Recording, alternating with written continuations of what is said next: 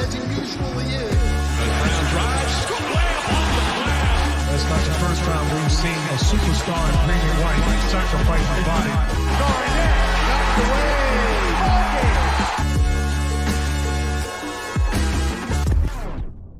Welcome into another episode of First to the Floor. Ben Vallis here. Thank you for joining us. Hope you're doing well. The Celtics are reportedly closing in on a trade that would ship out Malcolm Brogdon and acquire Kristaps Porzingis. Spoonie and Jake are here to break it all down. Spoonie, how's it going, man? Dude, is this real? What is happening? Like, I did not wake up this morning expecting to see like a kind of a blockbuster trade for the Celtics. So I'm still having trouble digesting that this is happening.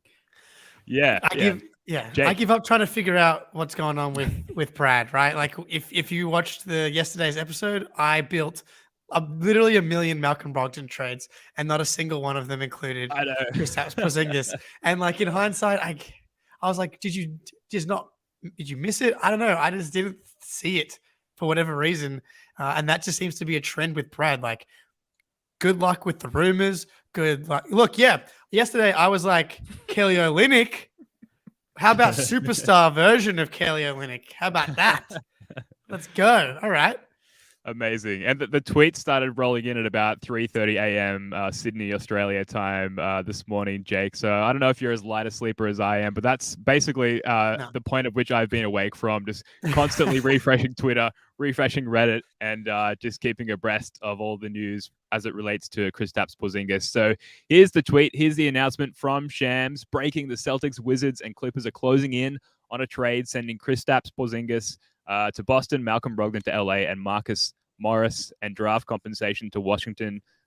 Sources tell The Athletic and the Stadium. When I saw the word Marcus in that tweet, I had a little heart attack, just in fear that Marcus Smart was on the move.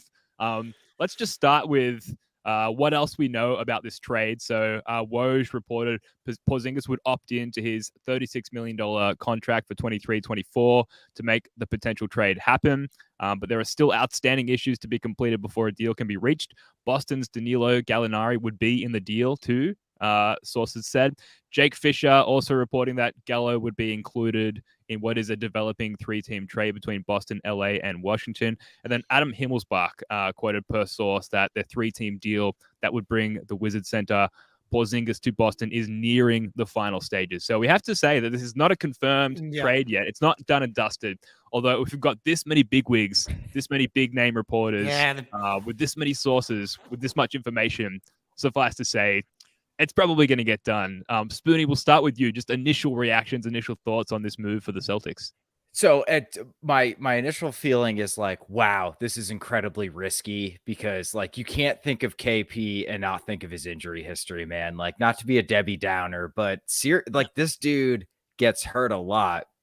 But the plus side is when he plays, he's really, really good. Like supercharged Kelly Olynyk. That's probably kind of downplaying how good he is. He's got some Al Horford in him on the offensive end. Like, Jake, you've been talking about like the handoff game. He can do that. He's an operator in like the high post in a way that we've never really had since like KG. Like, oh, okay, throw us that zone defense again. We'll just toss it to Porzingis and he'll shoot right over Bam. Like, Porzingis killed us this year from that like high post spot, just banging mid-range jumpers. So he's really, really, really talented. So we were talking about Ayton yesterday, and the same kind of analysis applies where it's like, it's risky, but the upside is incredible. And I think you can say the same about Porzingis, and he's on a 1-year deal. So that's kind of nice because you can kind of give it a go. And if it's a complete, utter disaster, you just let him walk. And if it's not, you hope you can sign him to, a slightly discounted deal, because 36 mil, if you give him more than that on an extension, like the cap starts to get real hairy real quick going into this new CBA. But, dude, Brad just like whipped him out and slapped him on the table, man.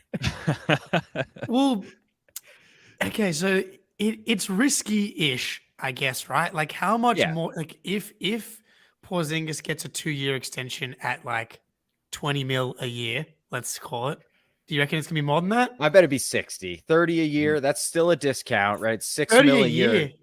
Yeah, it's 2 for 60. He's making 36 right now, and he just had, had a great year. Yeah. That seems Healthy-ish? high. That definitely seems high to me. What are you thinking, Jake? I don't know. I thought because he's opting in, right? So he gets his 36 million. I was thinking, yes, something like 25 to 20 range for like per year. And then if you get if it's 25, then really how different was that to the Brogdon contract anyway? You're swapping out Brogdon, who has his own injury concerns as well. And as healthy as he was this year, he got injured at the most important time. He got injured at game 1 of the conference finals, was a disaster, and was a big reason why the Celtics did not get over the hump.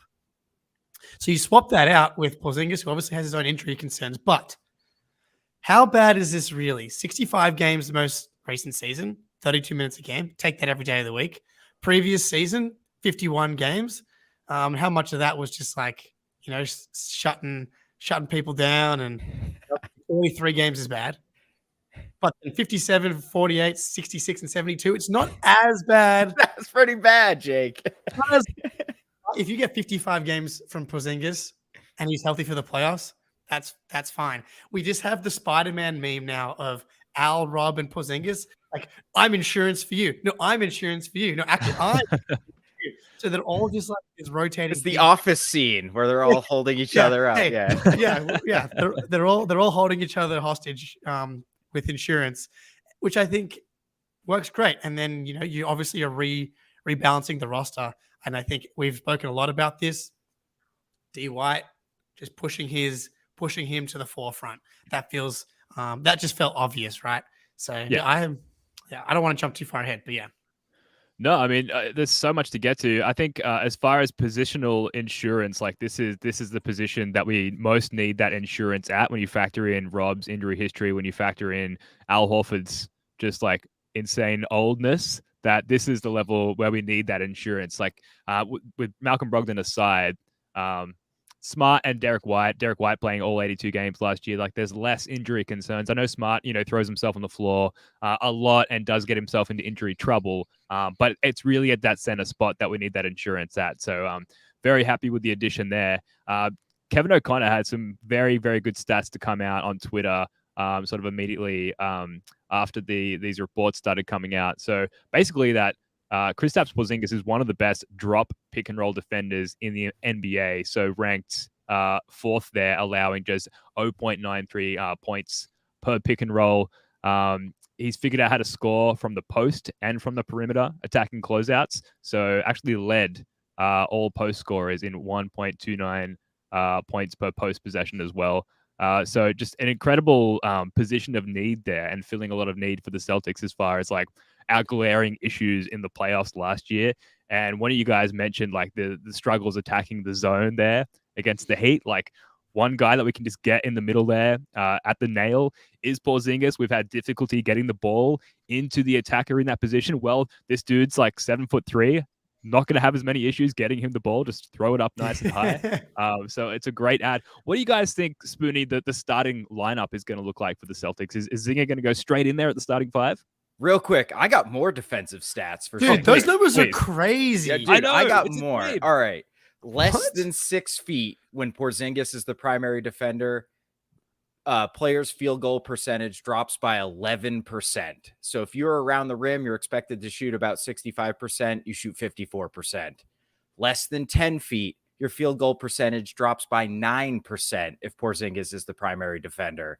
And even from 3, 1%. So like if he is near you, you are shooting much lower than your expected field goal percentage. So like being huge has a lot of value on defense, and like he's fairly mobile for his size. So the starting lineup, I have no idea. Yeah. I kind of was like expecting Grant to stick around, but now there's these reports because I love KP and Grant as sort of the starting, or maybe not starting front court, but those two work well together. So I think obviously the Jays, I mean, do you go Derek White? Do you go Smart? Do you go the 4 smalls and KP and have Rob and Al rotate off the bench? I don't know. I think yeah. I mean, KP and Rob can definitely play together. I'm not sure it actualizes KP offensively in the way you want, because you're probably just going to kind of stick him in the corner and have him, shoot open threes and drive closeouts. But he can do that. He can do that really, really well. So maybe you do Rob, KP, Jays, and one of the guards. Or maybe you go Al and just go like pure shooting with the Jays and one of the guards. So I kind of like the 4 out, like the 2 guards, KP and the Jays, and just like, we're going to blow you off the map offensively to start the game. And defensively, that is absolutely no joke either. You can switch 1 through 4, and KP's an elite rim defender. So there's a lot of options for Mazzulla. Man, he's just like a little tool, man. He is like, there's a lot of ways you can actualize him on both ends. I was going to say it, and then Carl in the chat here, double bigs off the bench. Like all of a sudden we're bringing off like one of the best like lineups coming off the bench. And then Still it's like double bigs. And it's like Tatum, Al, Hauser, and Rob like anchoring this second unit. It's like massive. Oh my Lord, that is a monster lineup. And obviously you've got the offense with Tatum out there. It gives you a lot of versatility offensively. Like, and you talk about some of the, like, I think everybody agrees like the biggest issue for the Celtics is, the crunch time offense. That's like, and does this help you solve any of those problems? And one of the best ways that you get the Jays stuck in mud is when Miami switches everything.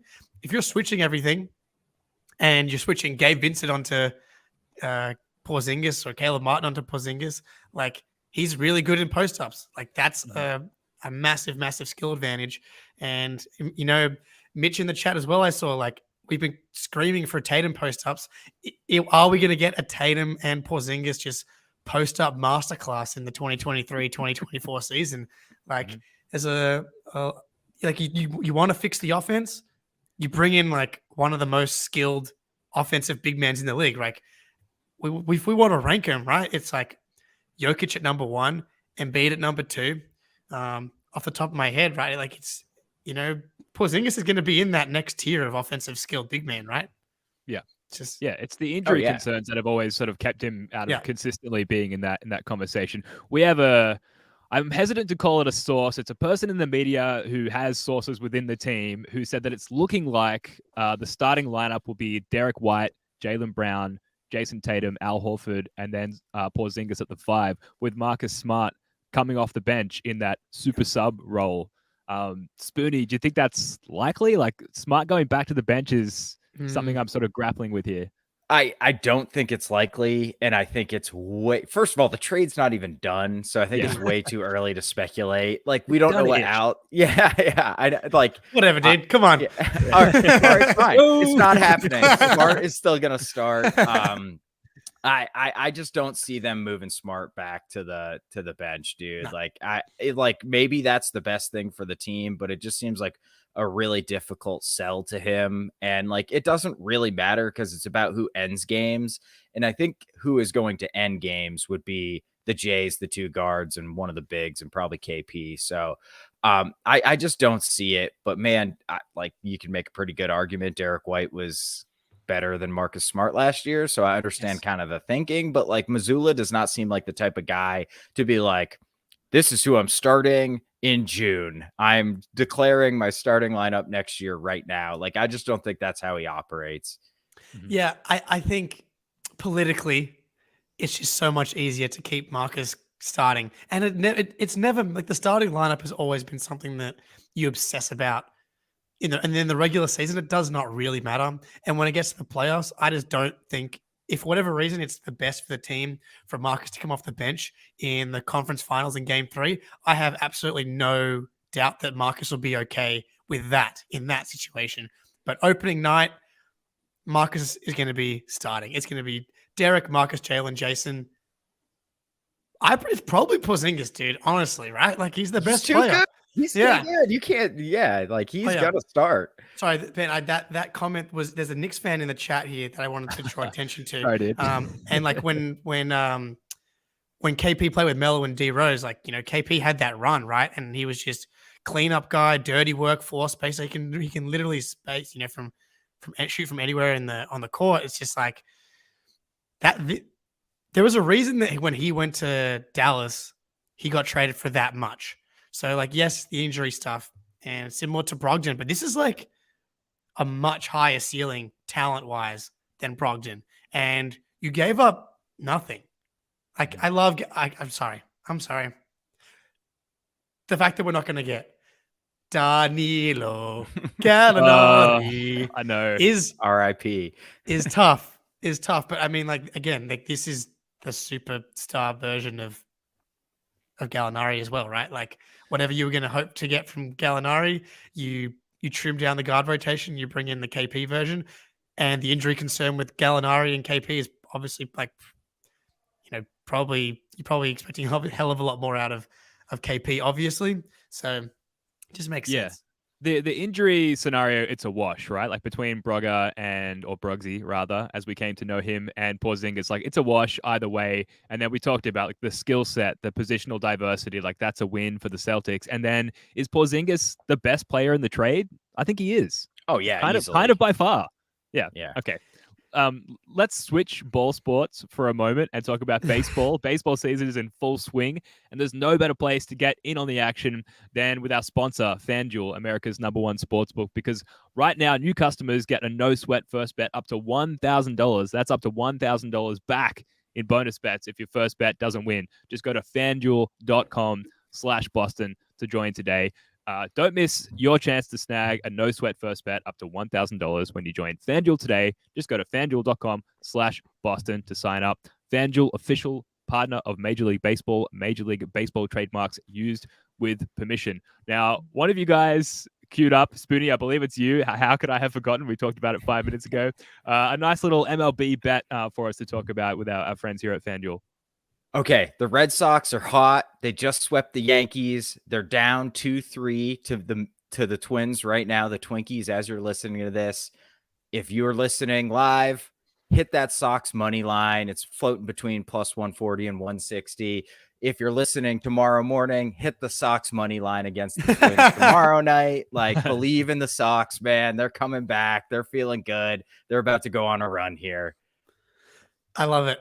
And if you want, you can bet on the Australian baseball, the Ashes. Australia versus England is like the biggest thing. And Australia money line, it's not the best value, -220, but England's got no shot. So that's just no shot. Amazing. Like there's two, like you could either bet on Wembanyama $100 and win like 5 cents, or you can bet $100 on the Australia to win the Ashes. Pretty much same odds. So you got plenty of options here. Yeah. It's a slam dunk in the cricketing world. All right, thanks for that, guys. So I know you are the only two people that would know. Yeah, I know. Is Aussie Phil just commented? There you go. Yeah, great. There we go. Shout out to Aussie Phil. Now, Jake, you mentioned this via a user comment a second ago, but my question was, is Porzingis too ball dominant? And you cited that sort of past example of him playing with was it D Rose and Carmelo Anthony? Yeah, and how he was an all-star in that environment.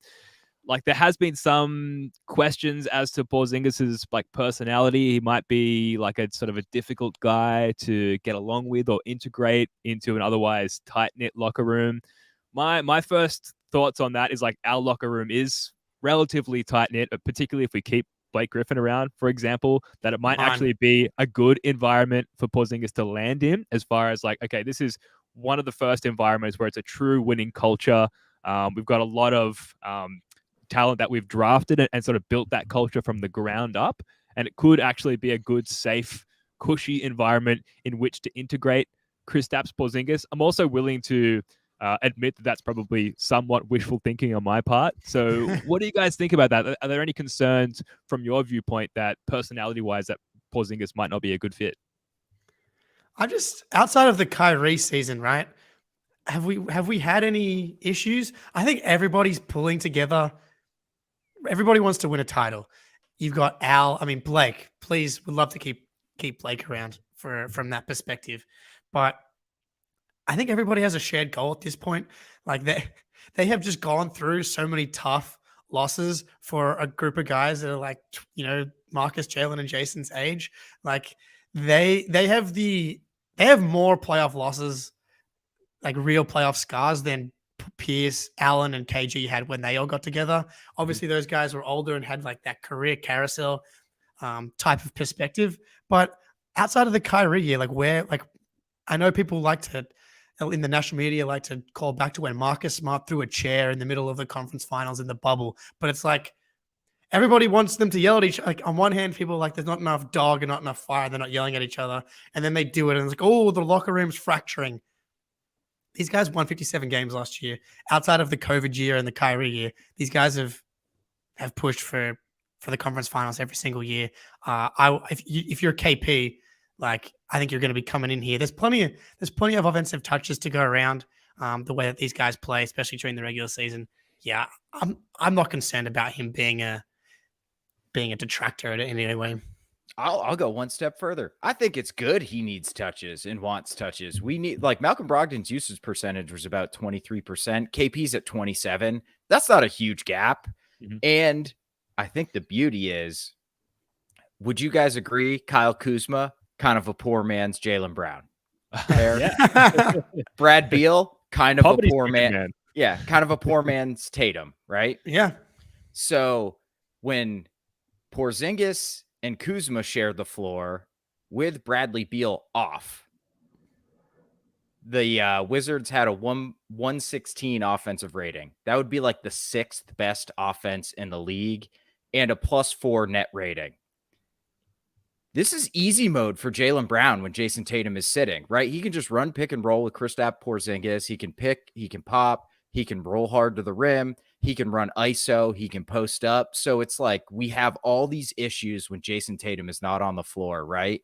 Well, now we have a high usage, incredible offensive player to pair with Jaylen Brown to mitigate those issues. And he's already proved it with a worse running mate than Jaylen Brown when their superstar is off the floor. So like, it makes a lot of sense. And like in the playoffs, like, dude, they played great offense. They had an even better offense when all three of them were on the floor together.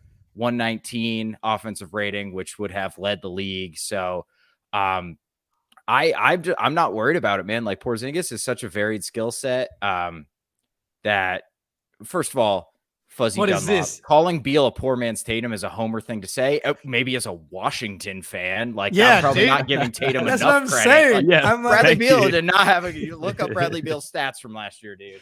Tatum was all NBA first team. So, but yeah, like Porzingis can fit in so many different ways offensively that like he will get his 15 minutes a game where he is the crown jewel of the offense, and then he will fit in. He'll get touches with Tatum and Brown both out there, and then he'll get a lot of touches when one of them sits. So I think offensively is like there is nothing to worry about, even though he is high usage.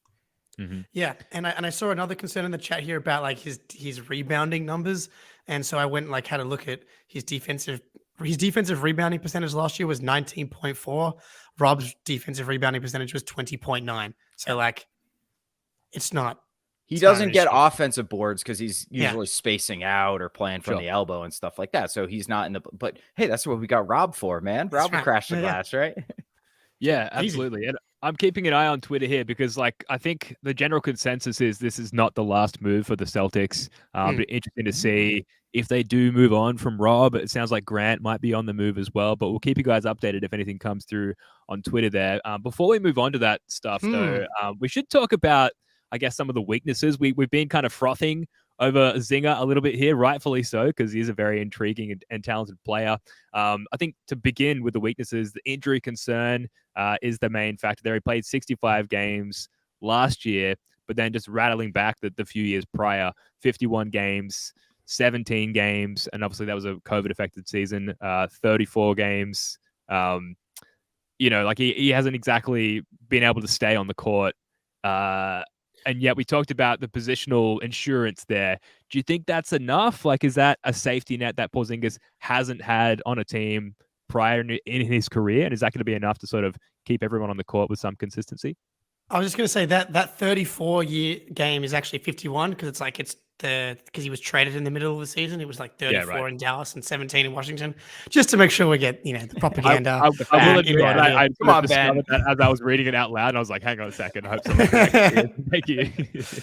Yeah, I mean, like that's the only concern, right? I hadn't even thought about the idea that Rob could be on the move still, which is an interesting thing to think about, which I think is definitely possible. I guess, right?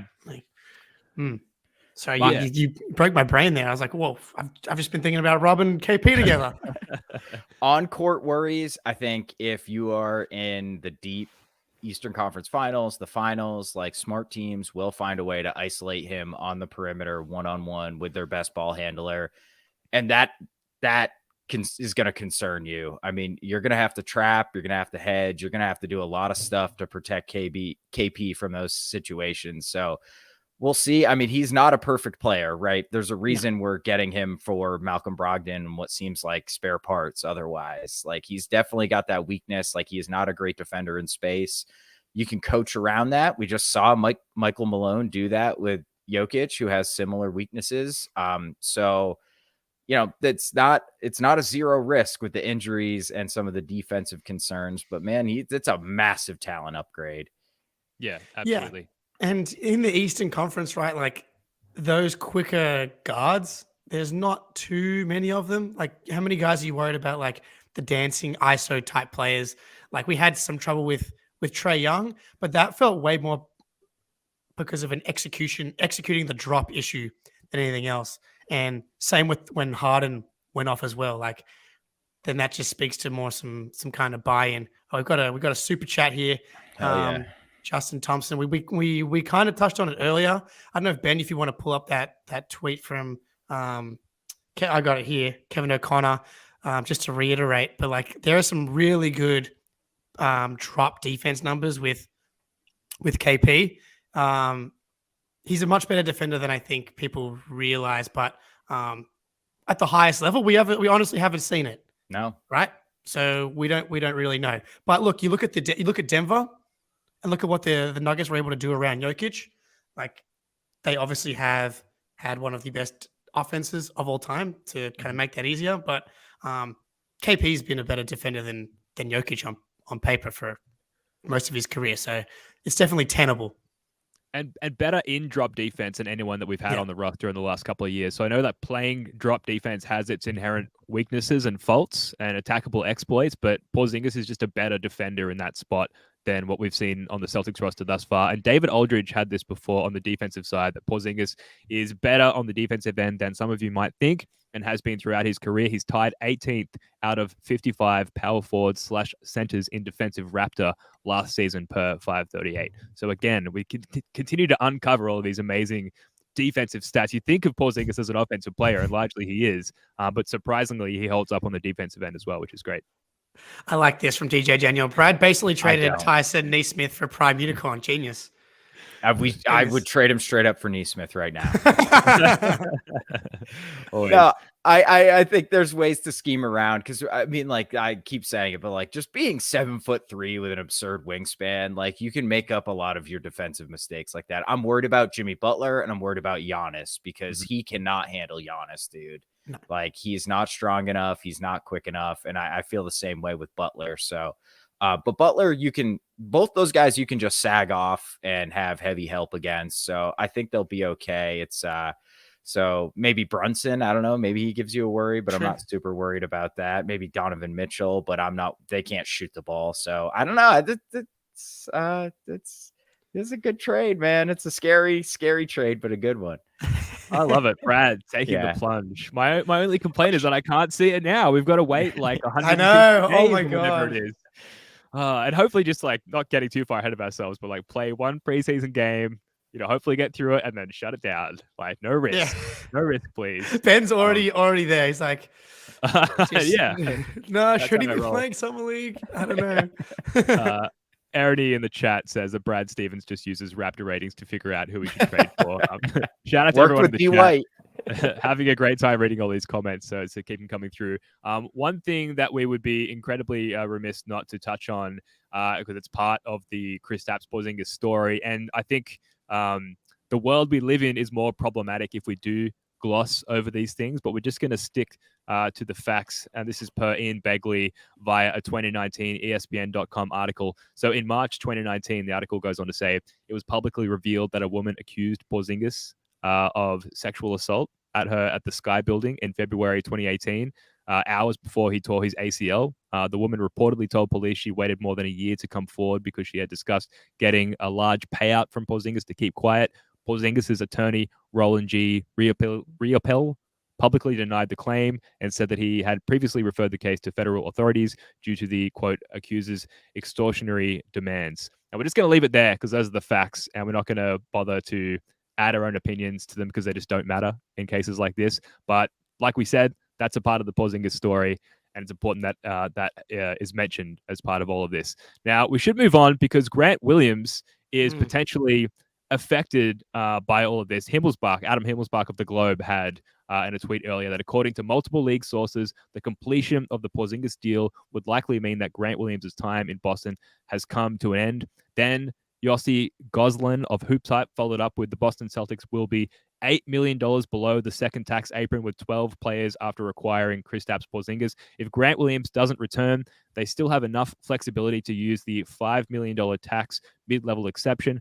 Re-signing him would take them over that second apron, eliminating the MLE, and then going into next year, assuming that that contract was more than 1 year, we'd remain above that second apron and have extreme prohibitive measures imposed upon us. So, Spoonie, what's the play here with Grant Williams? Like, obviously, we want to keep him, and he'd be a great 4 to slide in along with that rotating injury risk circle of bigs that we've discussed. But it sounds like that's not going to happen. So, what do you think's the play here? Yeah, if Grant can come back for $11 or $12 million a year, like, I think it would be insane to worry about the luxury tax when you're talking like $8 million to $12 million or something like that. Like, the second tax apron penalties don't come into play until next offseason. So bring him back, and then you can easily salary dump him or somebody else. Actually, it'd probably just have to be him, because just about everybody else is going to be on minimum. So, I mean, Grant's going to be very tradable on a $12 million contract next offseason or at the trade deadline if it doesn't work out. So unless you can find a decent sign and trade for Grant Williams, like, I don't think this is going to change it that much, because you're going to have to include so much salary in the trade just to get Porzingis that, like, your salary bill is not going to go up a ton. You know, Horford drops from 26.5 down to 10 this offseason. So you've got some room there. I just think it would be really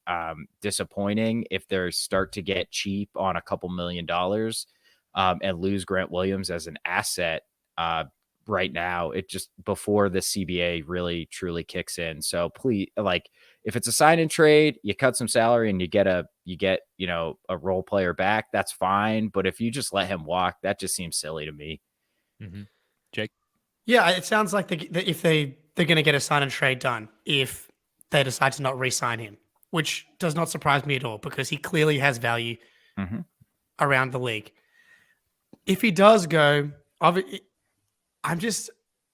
okay with it. I think at this point, like, you just have to trust Brad and where he's at with Grant and how he fits into this team and how much he values him. If he's kind of happy to let Grant go, I think then Brad, that kind of tells you what Brad thinks of Grant and how impactful he's going to be at the highest level. And I do think we've kind of seen it. Like, it was good that Grant finally got into the rotation against Miami and he had some good moments, but he is limited. He's always going to be like, oh, if Grant was 2 inches taller, he would have got that rebound. If he was 2 inches taller, he would have blocked Jimmy. Or if he was, this much quicker, he would have done X. Really solid player. But I think when you're talking about high level impact guys, when you're down to a 6-man, 7-man rotation max, when you get to the finals, like, is Grant really going to be one of those guys? Probably not. Maybe. Like, he's not quite that good, I don't think. And if you're able to get back value and you kind of just recoup the war chest of assets. I saw a trade here, like sending him to Dallas for like the 10th pick. I mean, you do that in a heart. You do that in a heart. Yeah, of course. You do that. But like, I promise you, like, I went back and looked at the last 10 years of 10th draft picks, and the player that you're going to get with the 10th pick overall is probably not going to be as good as Grant. Of the last decade, there are 2 players that are better than Grant that got taken with the 10th pick, and it's Mikal Bridges and CJ McCollum. Other than that, it's like Jalen Smith from the Suns. It's like it's a bunch of guys that like barely made it to their second contracts. Grant's going to be better than all those guys. The 10th pick, though, has this like allure to it. Absolutely no question. But the reality is, after like pick 3, they're all just massive crapshoots. But you'd take that as a Celtics fan, obviously. So we'll see. I reckon they get value, but I'm just at a point now where I'm like, if Brad doesn't value him enough to like pay and keep him, then that probably tells you all you really need to know. The Grant for Stu Beef deal makes a lot of sense for both teams when we were talking about it yesterday, man. It makes a lot of sense because they need shooting bad, and Stu Beef would slot into this rotation as like hey, you're playing 36 minutes tonight. Oh, you're not playing tomorrow night because Rob's healthy. So I was going to say, like, do you have like the opposite problem of the guard room from this year, though? If you trade Grant for Beef Stew, all of a sudden you've got, Al, Rob, Beef Stew, and KP, but you've got the value of Stu, right? Like, as long as you're getting like real value back for him, then it doesn't matter so much. Yeah, it's the wing. Can we get one more, like, because Grant, he's the tweener, right? He was never really big enough to play the 5. He was never really quick enough to play the 3. And in today's NBA, you kind of need to be either a wing or a 3 or a 5-man, as valuable as he has proven to be at times. Yeah, which is why I like this trade that DJ Daniel has proposed in the chat here. Trade Grant for a third wing behind the Jays like Chris Duarte. And it has been reported that the Pacers had expressed some interest in Grant Williams recently. So that's something that could be on the cards there. I liked Chris Duarte in college. I thought he was a good player. He hasn't really had the exact same opportunity in Indiana there to prove himself, but he is a good, capable player. And as much as we love Hauser, like it's definitely an upgrade of that backup wing position as well. The thing that irks me so much about potentially and quite possibly losing Grant Williams is, he's basically a 40% 3-point shooter with size. We've just talked about this great rotation of centers, and I just don't think that we could rely on Horford at the 4 all year at 37 years old, getting pulled out to the perimeter. Like we saw him get attacked time and time again in the playoffs. Like he is gradually losing a step, if not having already lost a step. Grant Williams is a good modern, like, sort of combo big, if you will, that we can like put in there, who can stretch the floor, who can switch, who can defend, does a little bit of everything. And I feel like we're losing a lot of versatility if we lose Grant. But I should just shut up because it sounds like he's absolutely going. So I don't know. I wouldn't be shocked if he stays. Like, is someone going to shell out $16 million for Grant? I don't know. There's not a lot of teams with cap space. There really isn't. The like intel, if you want to call it that, on this is really vague. Like people that I've spoken to or I've seen on Twitter, like their intel is like, it looks like they'll be moving on from Grant and sentence. And it's like, what do you know? Who said something to you? Like, why won't you tell us? So there's information out there. It's just not being publicized. We started this podcast with Brad did it again. No one knew. Right. Not a single report had anything tied to Porzingis. Nothing. The only thing we knew is that they were looking to move around Brogdon and Pritchard. So we've heard from other teams that teams are interested in Grant. We haven't really heard the Celtics are shopping Grant reports, really, have we? Like outside of like the Himmelsbach today being like this, or it was Mannix, I think, likely saying this spells the end of Grant. Mm-hmm. I wouldn't Mannix. It's the opposite's probably going to happen, right? Yeah, so no, we've only seen at it as well.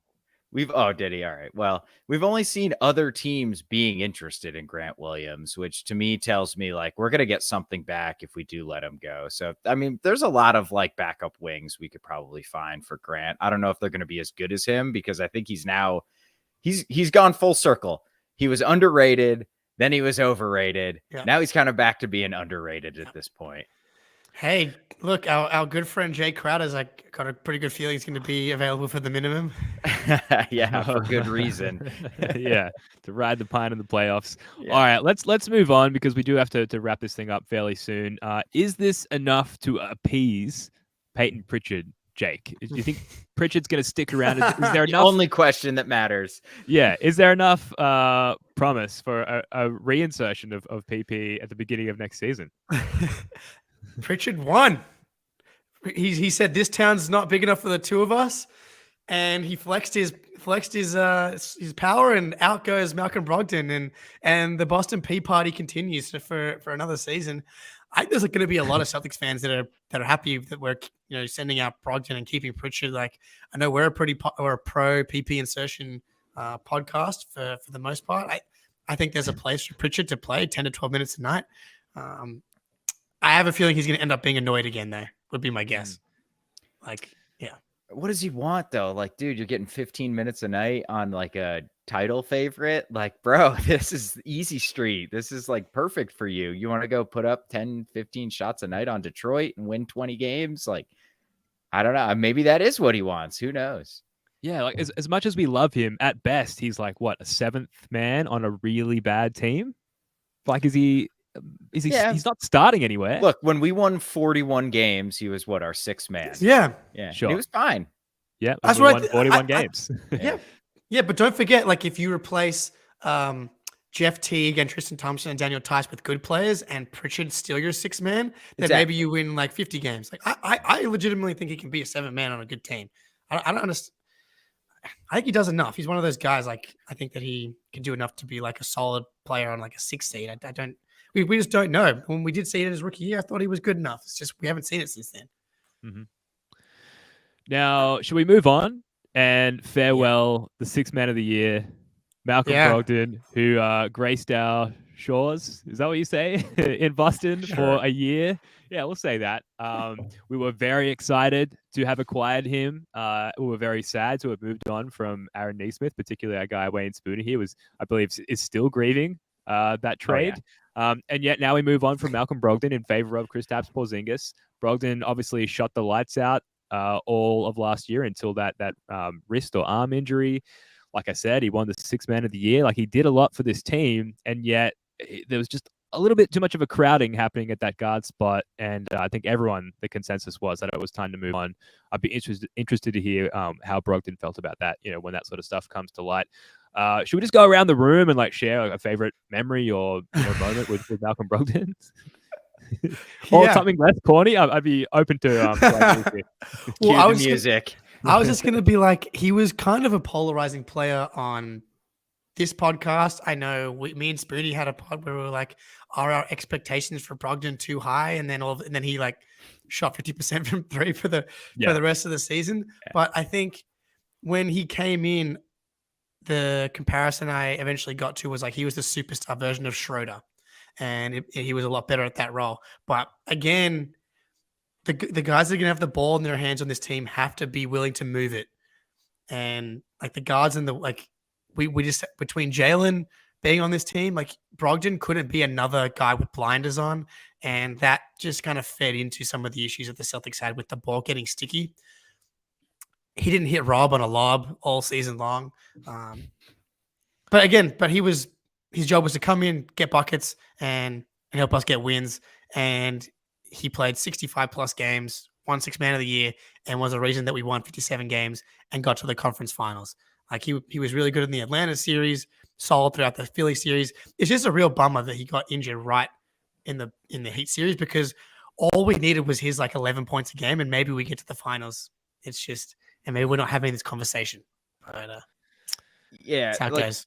Look, Brogdon was good, but I have fear that like if he doesn't shoot his career high from 3-point on ridiculous volume next year, like he couldn't finish around the rim. His rim finishing was like around 50%, which is atrocious. And he was brought in to do one thing: bolster the offense when Jason Tatum set. Well, the net rating for this team when Brogdon was on and Tatum was off was 0.8. Mm-hmm. That's like, I mean, that's nothing. You know what I mean? We're a 500 team. Like you're not really doing the one thing you were brought in to do, and that's make sure we're still very good when Tatum sits. So I found Brogdon to be very fun to watch when the shot was going, and probably one of Schroeder level frustrating to watch when the shot was not going in, maybe worse. So,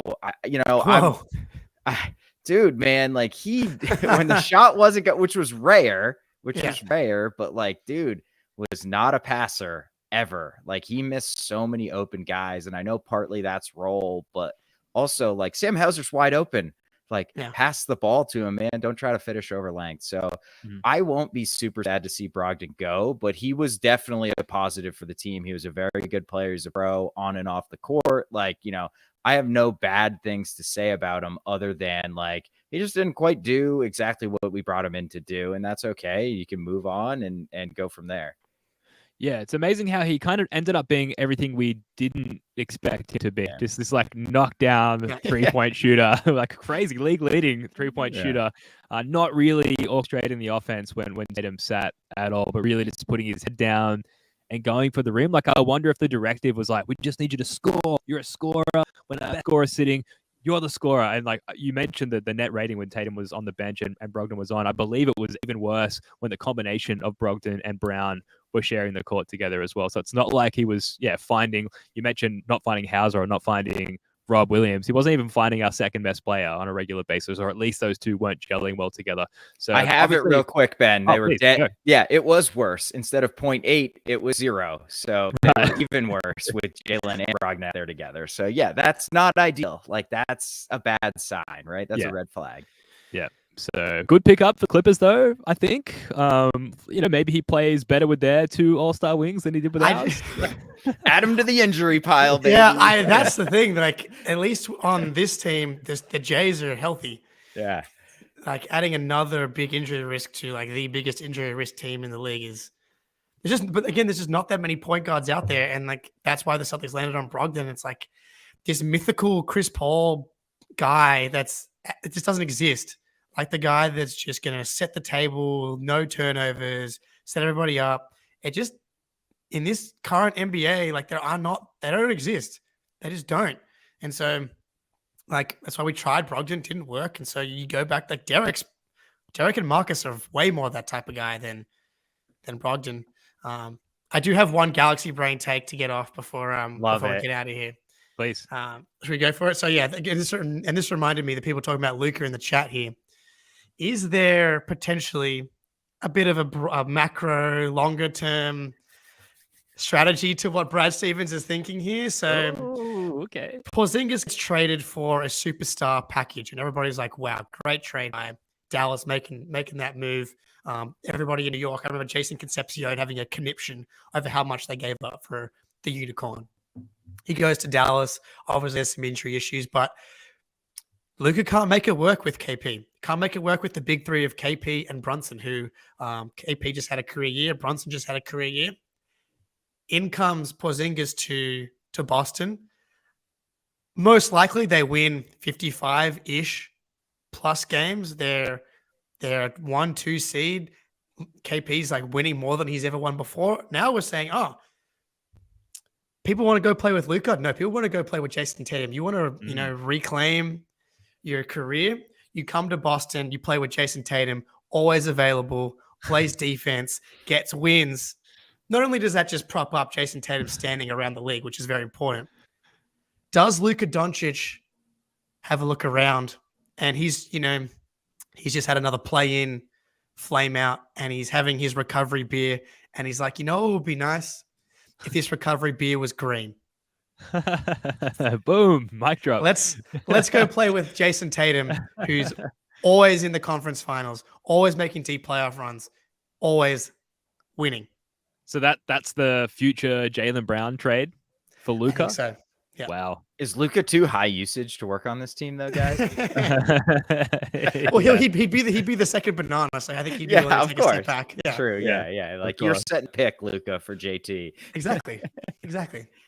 All right, very quickly, the Brad Stevens resume, we've added a line to it today. So let's go back in chronological order, starting from the beginning. So he traded Kemba Walker for Al Horford, traded Romeo Langford and Josh Richardson for plus a first-round pick for Derek White.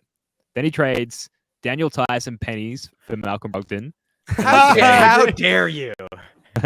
Naismith has been. Hey, look, he's been good. How dare you? Anyway, continue. The great Aaron Naismith and Tice for Malcolm Brogdon, and then trades Malcolm Brogdon for Kristaps Porzingis. I say that's quite an impressive resume. Let's add a NBA championship to that. One final news item before we go. That is, and this is reported by Travis Branham, that Duke assistant coach Emile Jefferson is finalizing a deal to become an assistant coach with the Boston Celtics. That happened, and unfortunately for Emile Jefferson, that's been buried by all the Porzingis happenings. But very tight with Jaden Tatum, and so it's a very notable hire in that sense. But did you see Tatum's tweet about like sources? I'm sick and tired of people saying with sources. If you got something to say, put your name on it or shut the hell up. I saw someone be like, does it mean that the Emil Jefferson thing was baloney? That would be a weird fake story would be about a deep Pacific coach coming in. But don't get my boys' hopes up. Yeah, right.